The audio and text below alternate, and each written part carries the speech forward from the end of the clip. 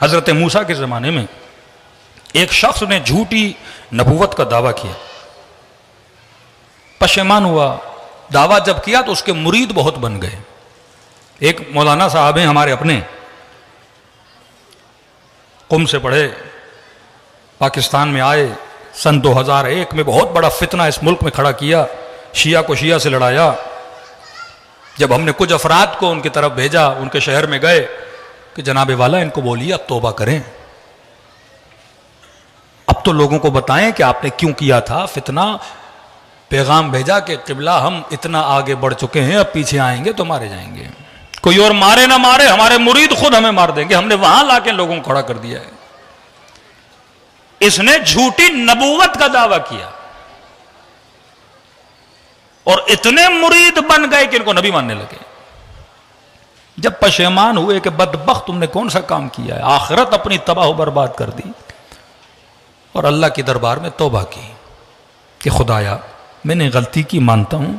مریدوں کو بلایا اور مریدوں کو کہا کہ مجھ سے بہت بڑی غلطی ہو گئی، میں نبی نہیں ہوں، میں جھوٹا ہوں، میں نے جھوٹا دعویٰ کیا۔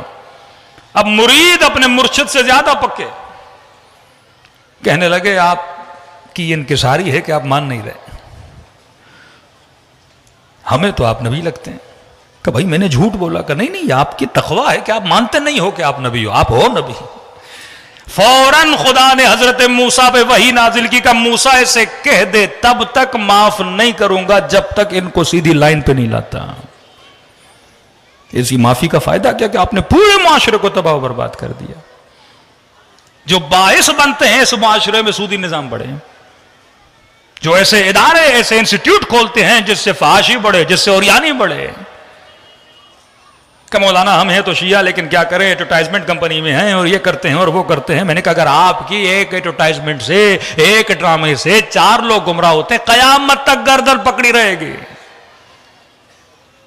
اب لاکھ اس ملک کے گلوکار مر جائیں اور اللہ کو کہے خدایا اب ہم توبہ کرتے ہیں، بہت مشکل ہے ایک بندے کے لیے جس نے پورے دنیا کو اور ملک کو تباہ و برباد کیا گمراہی میں، اب آخری زندگی میں کہ توبہ کرتا ہوں۔ اپنی کیسٹس کتنی چلائے گا، کہاں کہاں تک اپنی غلاظت کو مٹائے گا، کہ جب تک کمپلیٹلی لوگوں کو اس گناہ سے پلٹا نہیں دیتے، اپنے پیغام کو اتنا ساؤنڈ نہیں پہنچاتے کہ میں نے گناہ کیا ہے۔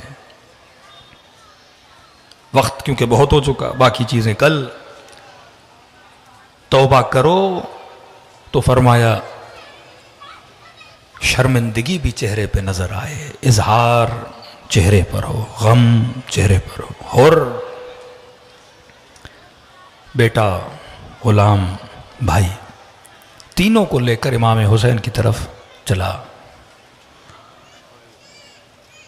تاریخ کہتی ہے پہلے گھوڑے پہ چڑھ کے روانہ ہوا خیام حسینی کی طرف۔ کہا کہ پیدل کیوں نہیں گیا؟ کہا پیدل اس لیے نہیں گیا کیونکہ لشکر یزید سمجھ جاتا یہ حسین کے پاس جا رہا ہے، اس کو وہیں مار دیتے۔ آدھا راستہ گھوڑے پر گیا اور جب قریب ہوا امام حسین کے خیموں کے پھر گھوڑے سے اترا، اظہار شرمندگی، آنکھوں پہ پٹی باندھی، ہاتھوں میں رسی باندھی، قرآن اپنی ہتھیلی پہ رکھا، بیٹے اور غلام اور بھائی کو کہا کہ جب حسین قریب آئیں تو مجھے بتا دینا۔ اظہار غم، اظہار پشیمانی۔ کہتے ایک مرتبہ غلام نے کہا اللہ اکبر، کہ کیا ہوا حسین آ گئے؟ کہ نہیں آقا، علی اکبر استقبال کے لیے آئے ہیں۔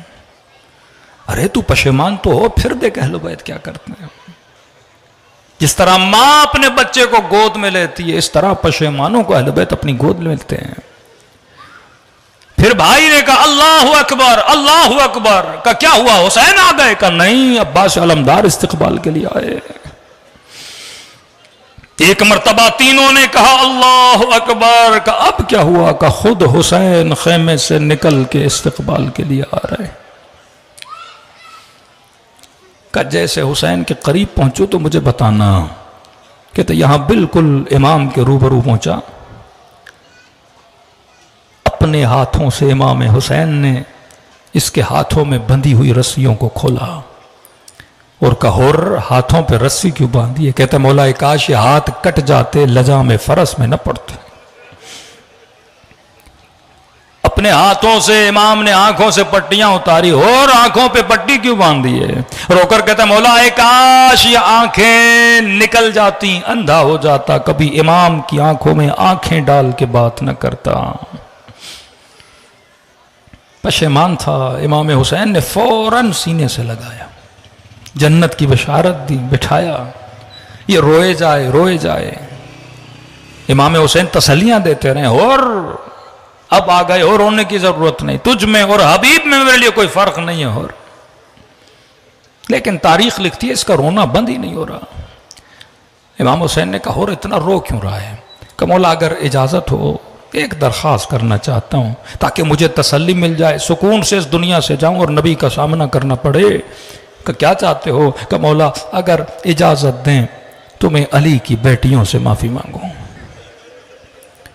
میں زہرا کی بیٹیوں سے معافی مانگوں۔ امام نے فرمایا حر یہ اہل بیت کا گھرانہ ہے، جب حسین نے کہہ دیا کہ معاف کیا تو میری بچوں نے، میری بچیوں نے، میری بہنوں نے بھی معاف کیا۔ کہ مولا جانتا ہوں اخلاق محمد اور آل محمد کو، لیکن کیا کروں، جب تک معافی نہیں مانگوں گا تسلی نہیں ملے گی۔ کہ اور اتنا اصرار کیوں کر رہے ہو؟ کہ مولا جب آپ کا راستہ روکا تھا مجھے کچھ اماریوں سے، کچھ بیویوں کے رونے کی آوازیں آ رہی تھی، ہور بنا ادب کی وجہ سے۔ یہ ادب انسان کو ہور بنا دیتا ہے، بے ادب مسلمان سیکھ ادب ہور سے۔ کہ عباس جا خیموں میں اعلان کر ہور آنا چاہتا ہے۔ خیام حسینی کے بیچ میں خاک کربلا پہ بیٹھا، سر سے امامہ اتارا، خاک سر پہ ڈالی اور کہنے لگا اے سیدہ کی بیٹیوں، کائنات کا سب سے بڑا گنہگار معافی مانگنے آیا ہے۔ اخلاق حسین آپ نے دیکھ لیا، اب دیکھو اخلاق سیدہ زینب کیا ہے۔ اور نہ محمد سے کہا یہ کون ہے جو آوازیں دے رہا ہے؟ کہ اماں یہ وہی ہے جس نے ماموں کا راستہ روکا تھا، معافی مانگنے آیا ہے۔ کہ بیٹو بڑے ادب سے آگے بڑھنا اور جا کے اس کو زہرا کی بیٹی کا سلام دینا۔ جب یہ رو رہا تھا نا، دونوں بچوں نے ایک جملہ کہا جس سے ہور تڑپ گیا۔ پہلا جملہ حسین نے کہا بھائی ہور، کہا مامو ہور، زہرا کی بیٹی سلام دیتی ہیں۔ اگلے جملے نے ہور کو تڑپا دیا کہ اماں کہتی ہیں ہور زہرا کی بیٹی کہہ رہی ہیں میں آج تجھ سے شرمندہ ہوں۔ یہ سننا تھا، تڑپ گیا، ارے مجھ سے کیوں شرمندہ ہیں؟ کہ اور آج تک علی کے در پہ کوئی ایسا مہمان نہیں آیا جو پیاسا واپس جائے۔ آج کھلانے کے لیے کچھ نہیں، آج پلانے کے لیے کچھ نہیں۔